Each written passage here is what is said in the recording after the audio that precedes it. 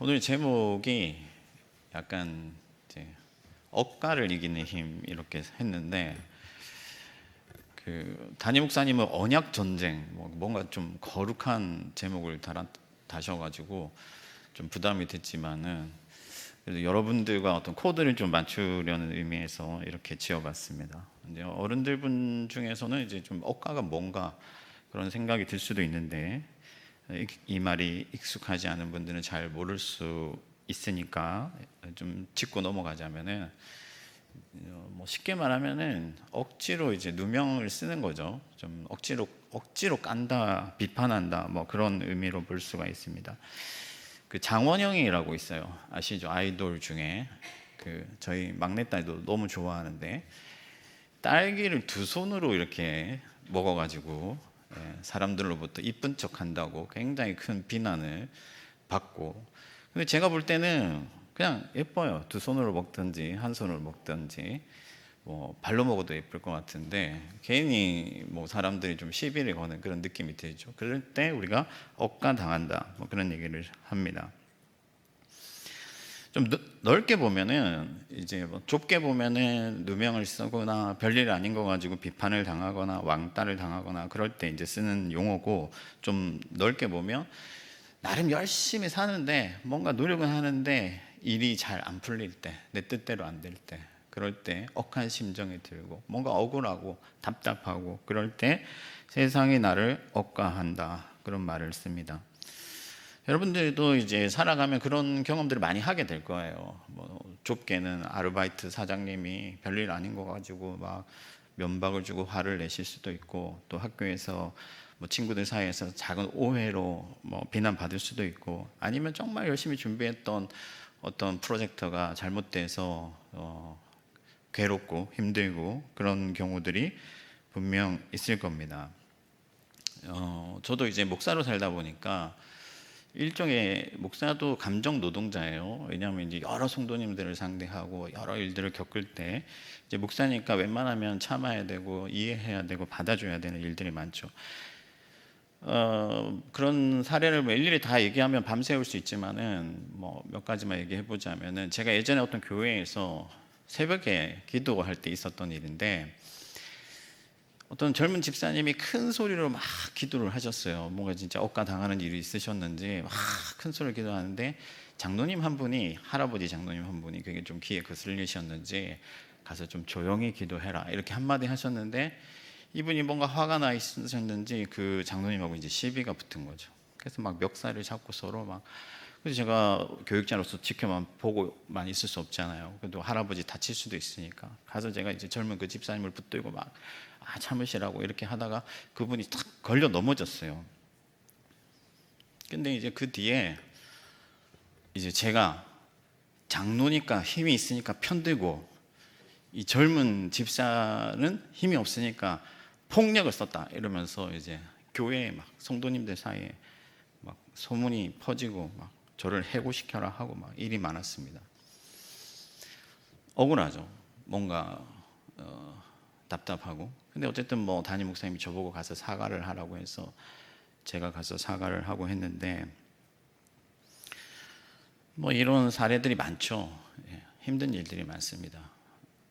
또 한 번은 저희 아들이 굉장히 아팠거든요. 100일도 안 됐을 때인데, 진짜 이 조그만 애기였어요. 100일도 안 되고. 근데 이제 막 주사 막 여러 개 꽂고, 고심병원에 입원해가지고 이제 MRI 기계 막 이런 데 들어가고, 막 큰 기계에 조그만 애기 들어가고 하니까 얼마나 마음이 무너지겠어요.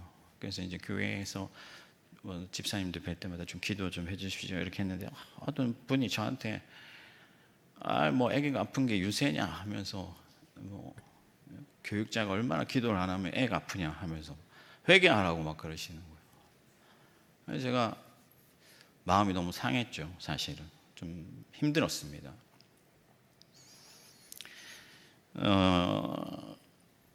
그런데 이런 억울함과 좀 괴로움이 시시각각 여러분들의 삶에, 또 저의 삶에 찾아온단 말이죠.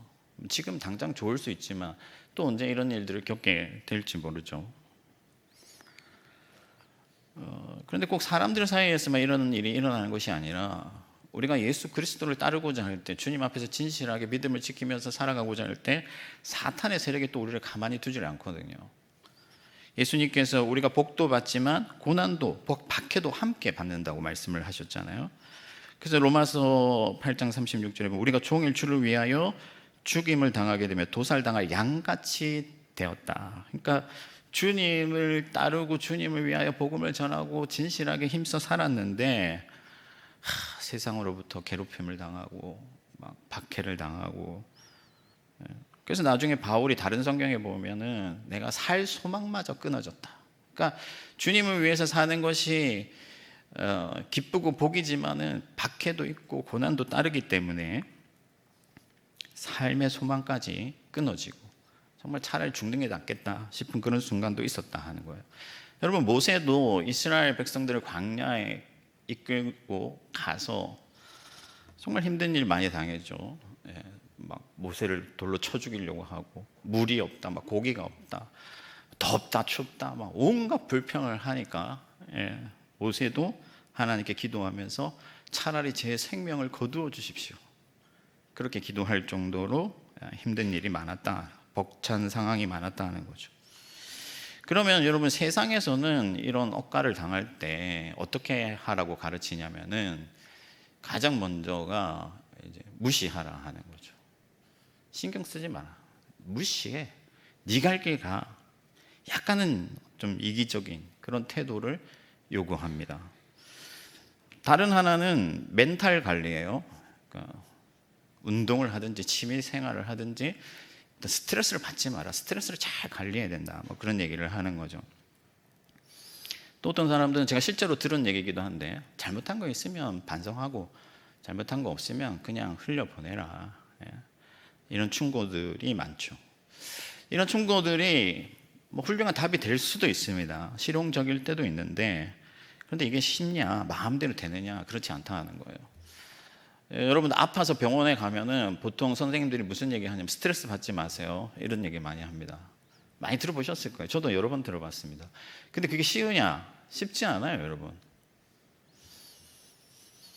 그렇다면 예수님을 믿는 우리들은 어떻게 해야 될까?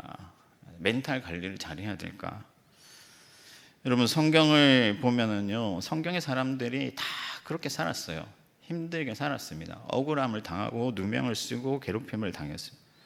바울도 이스라엘 민족을 구원하려는, 자기 동족을 구원하여서 살리려는 그런 열심이 있었는데, 그래서 예루살렘까지 갔는데 그 동족으로부터 살해 위협을 당하고 실제로 죽을 뻔한 어떤 고비도 넘기게 되죠. 다윗도 사울을 위해서, 이스라엘을 위해서, 하나님의 영광을 위해서 열심히 싸웠는데 사울로부터 쫓겨다니고 핍박을 당하고, 모세도 제가 얘기했지만 선한 일을 하려고 이스라엘 백성을 구원하려고 했지만 사람들로부터 불평과 원망과 시비가 끊임없었죠. 그런데 이 모든 사람들이 그런 상황 속에서 결국에는 어떻게 나아갔느냐, 하나님 앞에 결국에는 믿음으로 나아갔다 하는 거예요. 하나님을 믿는 믿음으로 나아갔다는 거죠. 여러분, 예수님께서 여러분들에게 요구하시는 게 뭐겠어요? 멘탈 꽉 붙잡아라, 남 신경 쓰지 마라, 그렇게 말씀하시겠어요? 아니죠. 예수님은 내게로 오라, 내가 너를 쉬게 하리라, 그렇게 말씀하세요. 내가 너를 알고 너의 처지를 알며 너를 이해하고 너를 도와주겠다. 결국 하나님께서 우리에게 원하시는 것은 멘탈 잘 관리하고 스트레스 잘 관리하고 또 스스로 힘있게 다른 사람 무시하면서 전진해가는 뚝심 있는 그런 사람을 원하는 것이 아니라, 때로는 넘어지고 때로는 좌절하고 때로는 외롭고 때로는 고독할지라도 그 모든 상황 가운데서 하나님을 믿는 믿음으로 하나님께 나아오기를 원하신다. 이것을 여러분들이 확실히 믿으시기 바랍니다. 그러면은 무엇을 믿어야 되느냐? 무엇을 믿어야 되느냐? 오늘 본문을 통해서 좀 살펴보려고 하는데, 그래서 그 믿음을 가지면 우리가 나를 억가하는 이 세상을 이길 수 있다 하는 거예요. 무엇을 믿어야 되냐? 첫 번째로는 전능하신 하나님을 믿어야 된다. 전능하신 하나님을 믿어야 돼요. 하나님이 우리를 위하신다면 누가 우리를 대적하리요? 그렇게 말씀하고 있잖아요. 이 말을 바꾸어 말하면은 하나님이 모든 것을 통제하고 계신다. 모든 것을 장악하고 계신다. 모든 일을 알고 계신다. 그 말씀을 하는 거죠. 여러분, 우리는 스스로 구원할 수 없는 지독한 죄인입니다. 우리의 죄가 너무나 깊고 너무나 커서 그 누구도 우리를 구원할 수가 없어요. 그러나 하나님께서, 전능하신 하나님께서 그의 능력으로 우리를 구원하셔서 사망에서 생명으로 옮기시고 그리스도의 나라를 얻게 하셨습니다. 이것은 불가능한 일이었지만 하나님께서 하셨어요. 이 모든 일을 하신 하나님께서, 전능하신 하나님께서 여러분들 편에 서 있다 하는 거죠. 이것을 믿어야 된다. 여러분, 세상이 압박하고 또 사람들이 비난할 때 스스로 위축될 수 있습니다. 자책하게 됩니다. 내가 못났구나. 내가 정말 한심한 사람이구나. 여러분, 그러다가 결국에 막 스스로 목숨을 끊는 그런 비극도 일어나는 것이 현실이잖아요. 이 현실 세계에서는 그런 일들이 일어난다 하는 거죠.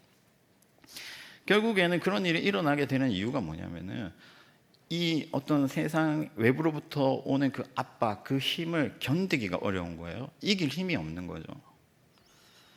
그래서 결국에는 무너집니다. 그런데 힘이 있으면 오히려 그런 공격이 가소롭죠. 여유가 생겨요. 제가 쉽게 예를 들면 어떤 예를 들어볼까 생각을 하다가, 갑부가 있어요. 진짜 돈이 많은 사람이 있는데 갑자기 이제 편의점에 목이 말라서 사러 들어갔는데 생수를 사서 이제 줄을 섰는데 한참 줄을 서고 계산을 하려고 하는데 차에 지갑을 두고 온 거예요. 그래서 막 당황하고 이렇게 하니까 뒤에 사람들이 무슨 돈도 없이 무슨 이렇게 막 그런 비난의 시선을 보낼 수 있잖아요. 근데 나는 예를 들어서 실제로 내가 갑부고 차에 지갑이 있어요. 뭐 VIP 카드가 있어요. 그러면은 이거는 그냥 해프닝이에요. 웃어 넘길 수가 있습니다. 누가 어떤 시선을 보내든지 상관이 없어요. 왜냐하면 나는 돈이 많고 이런 거 아무 일도 아니기 때문에 이것은 언제든지 내가 살 수 있는 것이고 아무것도 아니에요. 근데 만약에 정말 내가 돈이 없는 사람이라고 생각하면, 내가 이것을 살 수 없는 형편인데 여기 서 있었다고 하면 부끄럽고 수치를 당하게 되겠죠.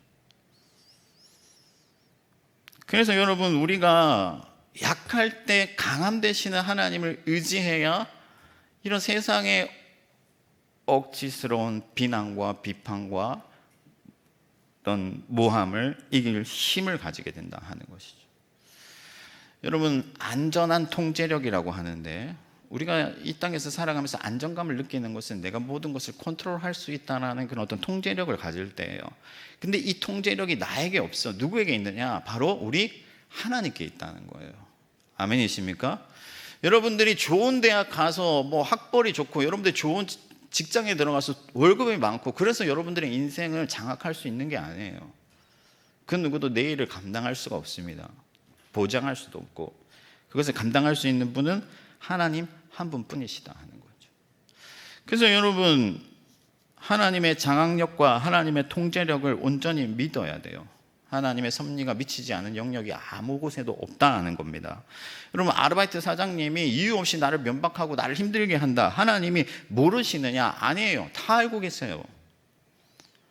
하나님은 모든 순간에 여러분들의 삶을 붙들고 계시는 것을 믿으시기 바랍니다.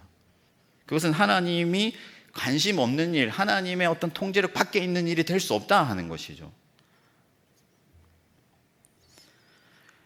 때로는 하나님께서 이유 없는 고난을 주시기도 하시지만 그것은 하나님이 통제하시는 것이고 하나님이 마침내 합력하여 선을 이루시기 위해서 우리에게 주시는 일이다. 가장 중요한 것은 하나님이 우리 인생을 꽉 붙들고 계시다 하는 거예요. 그래서 누군가 비난하거나 누군가 모욕하거나 누군가 나를 힘들게 할지라도 그것이 나에게 해가 될 수 없고 마침내 모든 것을 강하게 이기시는, 나를 위하시면 그 누구도 나를 해할 수 없는 그 하나님께서 나를 붙들고 계시다는 사실을 우리가 믿음으로 나아갈 때 세상의 모든 억가를 우리가 이기게 된다 하는 것이죠. 그러면 우리가 평안을 얻게 되고 우리가 여유를 누리게 되는 거예요. 마치 잠깐 뭔가 어려운 일이 있어도 누군가가 나를 비난하고 모함해도 어려운 일이 있다 할지라도 잠깐 지갑을 두고 온 것 같이 그냥 가벼운 해프닝으로 여길 수 있는 거예요. 왜냐하면 그 모든 상황을 하나님께서 다 통제하고 계시고 그 모든 것을 통해서 나를 선한 길로 이끌고 계시기 때문에 그것을 우리가 믿어야 되는 것이죠.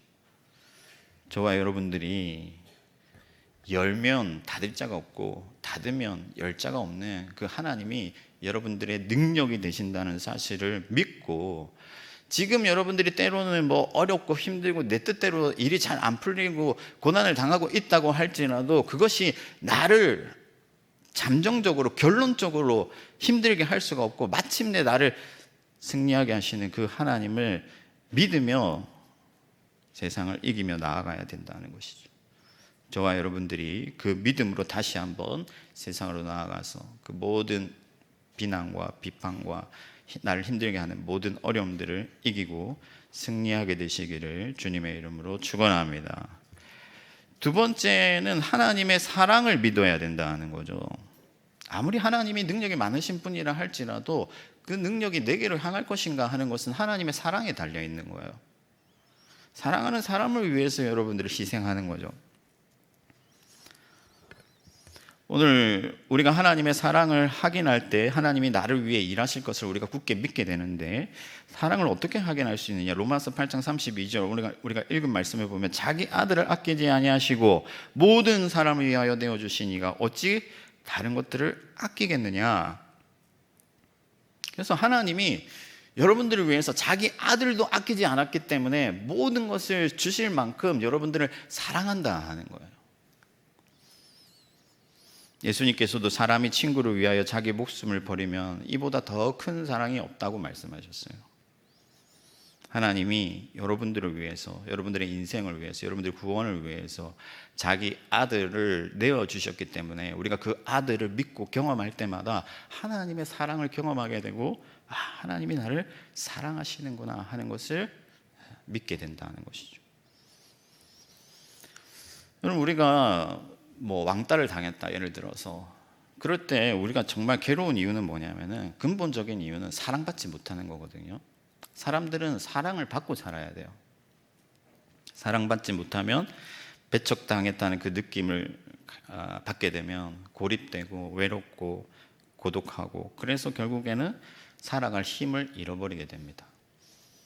많은 사람들이 어긋나게 되고 삐뚤게 당하는 게 사랑받지 못했다는 그 이유가 있어요.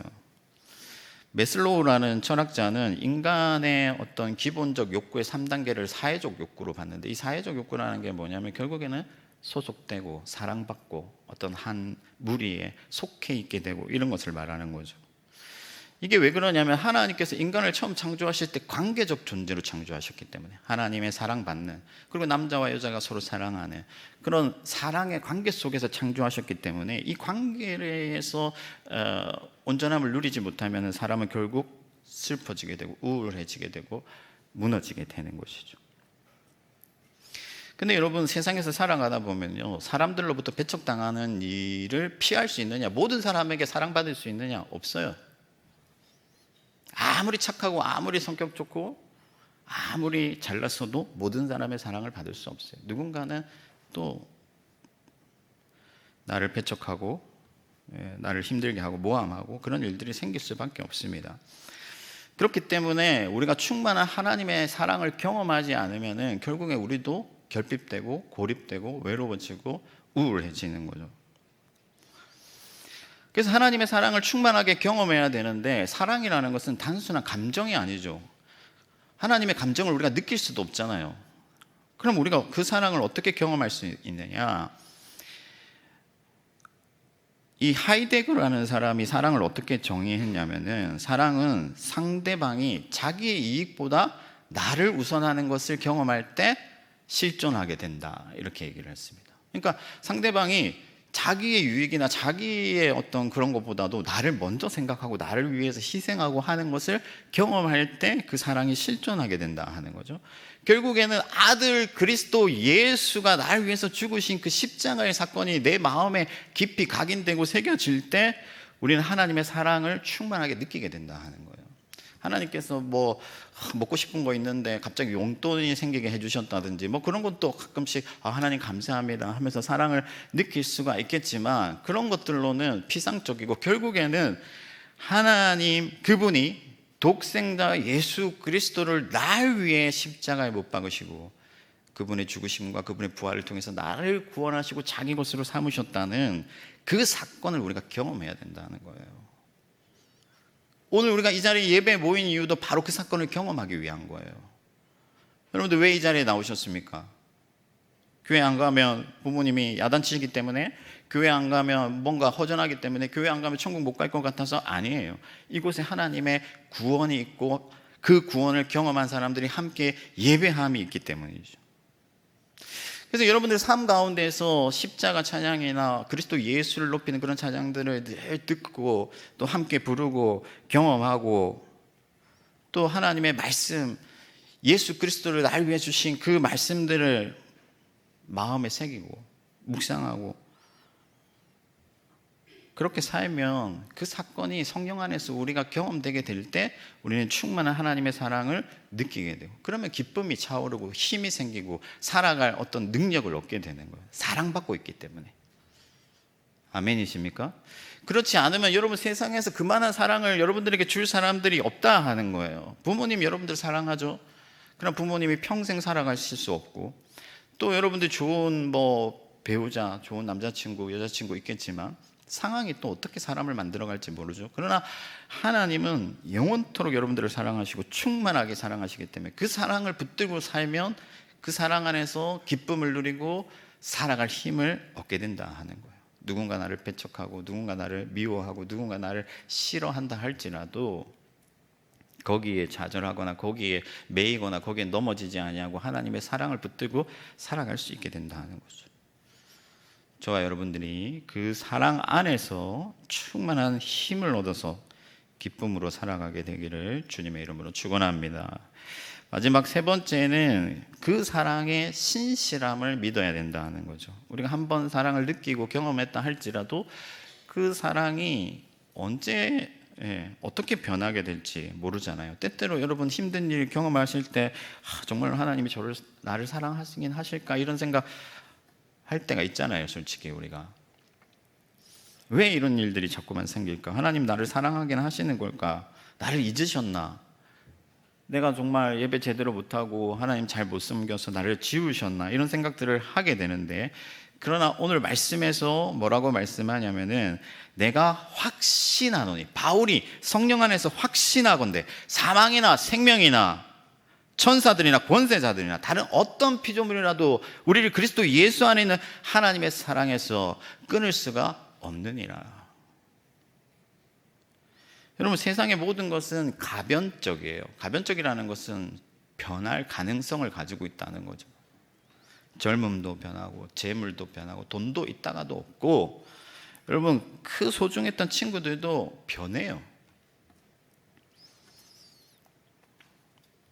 저희 아들도 친구를 그렇게 좋아해요. 그래서 맨날 친구들 집에 불러서 같이 놀고 막 같이 먹고 밤 11시, 12시 막 친구 만나러 나가고 그러는데 좋죠. 친구들하고 사이좋게 지내고 좋은데 그 친구도 영원할 수는 없어요. 변하지 않는 건 하나님의 사랑뿐이다. 여러분 하나님의 사랑은 영원합니다. 영원토록 신실하죠. 왜냐하면 하나님 그분이 신실하기 때문에 그렇다 하는 거예요. 사람들은 감정적이고 사람들은 상황에 휘둘리고 그렇기 때문에 사람은 변합니다. 그러나 하나님은 충만하시고 완전하시기 때문에 그분은 신실하신 분이시고 그 생각을 다시 돌이키는 법이 없으시고 한 번 사랑하신 자는 끝까지 사랑하신다 하는 거예요. 여러분들 하나님이 여러분들을 사랑하실 때 여러분들이 잘나서 여러분들이 예뻐서 사랑하신 게 아니라 죄인 되었을 때 사랑하셨다고 했잖아요. 여러분들 못난 그 순간에도 하나님이 사랑하셨고 그 사랑을 절대로 돌이키거나 변하시지 않는다 하는 거죠. 그 사랑이 마르지도 아니하고 그 사랑이 사라지지도 아니하고 그 사랑이 소멸되지도 아니하고 충만하게 뜨겁게 항상 여러분들을 향해 다가오시는 하나님이시다. 그래서 여러분들은 하나님을 향한 사랑들이 식어갈 때가 있죠. 예전만 못하다 생각할 때가 있잖아요. 그러나 하나님은 단 한순간도 그런 적이 없다. 아들을 내어주신 그 순간부터 지금까지 영원토록 여러분들을 뜨겁게 사랑하시고 변하지 않는다 하는 거예요. 그래서 우리가 그 사랑만을 믿을 수가 있다 하는 거죠. 또한 하나님은 완전하신 분이시기 때문에 그 어떤 외부의 공격과 또 충격에도 흔들리지 아니하고 우리를 여전히 사랑하실 수 있는 분이시다. 여러분, 사람들이 억가당할 때 기대고 의지할 곳이 필요해요. 숨 쉴 구멍이 필요합니다. 한 군데쯤은 내가 언제든 갈 수 있는 곳이 필요해요. 그래서 그것이 집이 될 수도 있고 뭐 아버지가 될 수도 있고 어머니가 될 수도 있는데, 여러분, 가족이 있으면 그나마 그런 일들이 있을 때 견디기가 쉽죠. 그러나 여러분들 집 떠나서 지금 뭐 혼자 살고 있고 뭐 자취하고 뭐 학사 살고 그렇기 때문에 그럴 수 없을 수도 있고, 또 심지어 뭐 아버지 어머니께 말할 수 없는 그런 일들도 있잖아요. 그러나 하나님은 항상 거기에 계시고 항상 변하지 않으시고 모든 순간 모든 일에 여러분들의 얘기를 들으시길 원하시고 들을 준비가 되어 있으시다 하는 거죠. 사랑하는 여러분, 하나님이 우리가 죄인 되었을 때, 아무것도 아닌 존재였을 때 여러분들을 사랑하셨다는 것을 믿으시기 바랍니다. 그래서 여러분들이 때로는 못난 모습 보이고 때로는 연약해져 있고 때로는 모든 사람들로부터 비난받는 그 순간에도 하나님은 여전히 그 자리에 계시고 여러분들 옆에 계시고 그 사랑이 조금도 식어지지 아니하고 아우 너 못났어, 너 내가 이럴 줄 몰랐어, 그렇게 하시지 않으시고 나는 여전히 너를 사랑한다, 나는 항상 너와 함께 있다 말씀해 주신다 하는 거예요. 그러므로 여러분, 취업에 실패했다 할지라도 때로는 뭔가 죄를 지어서 세상 유혹에 넘어가서 참 하나님 앞에 실패했다 할지라도 때로는 세상의 어떤 시선과 또 비난이 견디기 어려워서 무너져 있다 할지라도 언제든지 있는 모습 그대로 하나님께 나아가시기를 축복합니다. 그냥 가면 돼요. 그러니까 적극적으로 하나님 앞에 더 나가야 돼요. 무엇이든지 어떤 일이든지 하나님 앞에 있는 그대로 쏟아내고 기도하고 하나님께 내어드리면 하나님이 그 모든 것을 합력하여 선을 이루신다. 그러므로 항상 신실하신 그리스도의 그 사랑을 붙들고 날마다 승리하는 저와 여러분들 되기를 축복합니다. 제가 여러 번 얘기했지만은 러시아에 간 적이 있었는데 한인교회 담임 목사로 간 적이 있었습니다.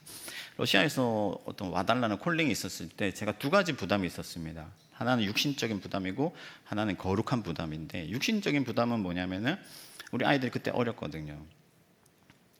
그러니까 러시아라는 나라가 좀 무섭잖아요. 불곰국이고, 그죠? 그래서 막 좀 터프하고. 그러니까 우리 아이들은 키도 작고 동양인인데 러시아로 가서 러시아 아이들한테 막 얻어맞고 괴롭힘 당하고 그러면 어쩌냐. 또 제가 추위를 많이 타요. 검색해 보니까 영하 30도 막, 와, 거기서 살 수 있을까? 막 그런 어떤 육신적 부담이 드는 거죠. 근데 또 하나 거룩한 부담이 있었습니다. 그게 뭐냐면은, 그러니까 한국에서 오려는 목사가 없어서 교회 문을 닫아야 된다. 나중에 훗날 주님 앞에 서가지고 주님 앞에 설 때에 주님이 너 세상에서 어떻게 살다 왔니 물으실 때에 오려는 목사가 없어서 교회 문을 닫았다. 그 없는 목사 중에 내가 있다. 그게 너무 부담스러워. 목사가 없어서 교회 문을 닫으면 하나님 앞에 부끄러워 어떻게 설 수 있을까? 나라도 가야겠다. 그런 거룩한 부담이 있었는데 그 거룩한 부담이 육신적 부담을 이겼기 때문에, 압도했기 때문에 결국 러시아로 갔어요. 갈 때 모든 걸 정리하고 갔습니다. 저희가 가난했고 아무것도 없었기 때문에 막 진짜 아끼고 아껴서 뭐 세탁기 하나 사고 냉장고 하나 사고 그렇게 살았는데 그거 다 팔고 러시아로 갔어요. 근데 러시아 가자마자 코로나 터져가지고 결국에는 교회가 문을 닫게 되고 한국으로 쫓기듯 들어왔어요. 들어왔는데 집도 없죠, 뭐 직장도 없죠. 아이들 당장 학교에도 보내야 되는데 뭐 포항에 무슨 선교관이 비었다면 포항 가고, 뭐 어디 선교관이 비었다면 거기 가고, 뭐 거처도 없죠. 아이들 어디 학교도 보낼 수도 없고 너무나 어렵고 온 세상이 나를 억까하는 것 같은 그런 어떤 기분이 들 때 새벽에 기도하고 말씀을 묵상하는데 여호수아 1장 말씀으로 하나님께서 저를 위로하시는데 내가 너에게 명한 것이 아니냐. 강하고 담대하라. 내가 어디로 가든지 너와 함께하며 그 땅을 너로 하여금 차지하게 하리라. 이 말씀을 딱 주시는데, 그래 뭐 하나님이 러시아로 부르시면 러시아 가고, 부산으로 부르시면 부산으로 가고, 어디든 부르시면 가고, 주님이 나와 동행하시고 주님이 나와 함께 하신다면 내가 무엇이든지 못할까, 그런 생각이 딱 드는 거예요. 그러니까 힘이 나고 또 다시 도전하게 되고, 지금까지 하나님의 교회를 섬기게 되는 것이죠. 사랑하는 디모데 요한 여러분, 살아가다 보면요, 온 세상에 여러분들을 억가하는 것 같은 그런 기분이 드는 순간들이 찾아올 수 있어요. 지금은 행복하고 지금은 다 좋을 수도 있지만, 그런 순간들이 언제든지 올 수가 있습니다. 사랑하는 사람이 배신할 수도 있고, 아무도 몰라줄 수도 있고, 아무도 내만 모를 수도 있고, 또 뭔가 열심히 했는데 뜻대로 일이 잘 안 풀릴 수도 있어요. 그럴 때마다 여러분, 세상적 방식을 택하기보다는 무너진 그 자리에서 하나님을 믿는 믿음으로 나아가시기를 바랍니다. 하나님은 모든 것을 알고 계시고 모든 것을 통제하고 계시고 모든 힘을 가지신 분이시다. 우리가 쫄거나 우리가 좌절하거나 넘어질 이유가 없다 하는 거예요. 하나님은 모든 것을 가지고 계시고 우리를 위해서 쓰실 준비가 되어 있다 하는 거죠. 그래서 그 하나님을 붙들고 다시 한번 평안과 여유를 가지고 나아가는 거예요. 그리고 하나님의 그 사랑으로 들어가는 거죠. 아들을 주신 예수 그리스도께서 나를 위해서 무엇을 아끼시겠는가? 그 하나님이 나를 사랑하시는데 내가 무엇을 염려하겠느냐? 하나님이 내가 너를 사랑한다, 너를 위해 나는 무엇이든지 줄 수 있다, 그렇게 말씀하시고, 너를 향한 내 사랑은 그 누구도 끊을 수 없는 영원한 사랑이다 말씀하시니, 그 말씀으로 위로받고 이 세상을 넉넉히 이기는 저와 여러분들 되길 주님의 이름으로 축원합니다.